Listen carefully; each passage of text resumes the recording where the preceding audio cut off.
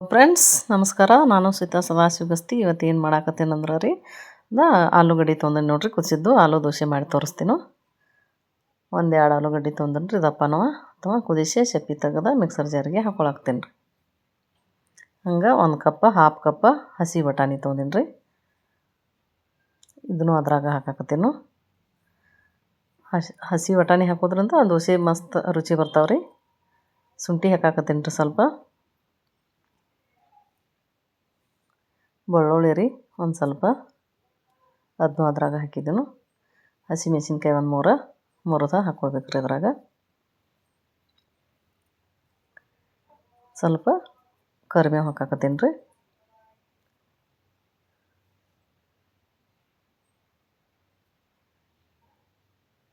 ಒಂದು ಸ್ವಲ್ಪ ಉಳ್ಳಾಗಡ್ಡಿ ರೀ, ಒಂದು ಉಳ್ಳಾಗಡ್ಡಿ, ಕೊತ್ತಂಬರಿ ಹಾಕತ್ತೀನಿ ರೀ.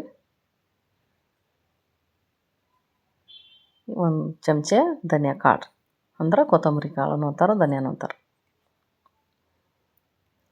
ಜೀರಿಗೆ ಒಂದು ಚಮಚ, ಒಂದೂವರೆ ಚಮಚ ಜೀರಿಗೆ ರೀ.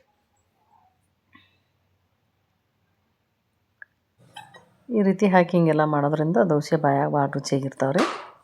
ನೀರು ಹಾಕಿ ರುಬ್ಬಿಟ್ಕೊಳತ್ತೀನಿ.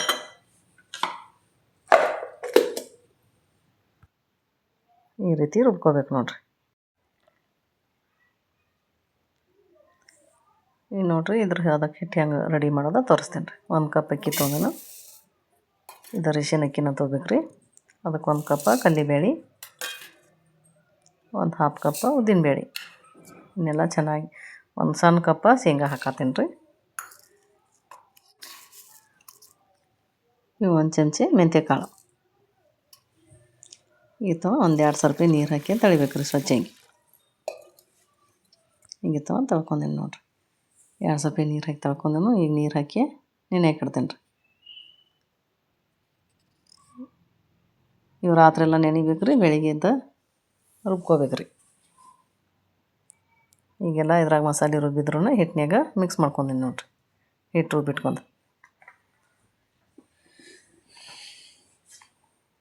ಈಗ ದೋಸೆ ಹೆಂಗೆ ಹಾಕ್ಬೇಕು ಅನ್ನೋದು ತೋರಿಸ್ತೀನಿ ನೋಡಿರಿ.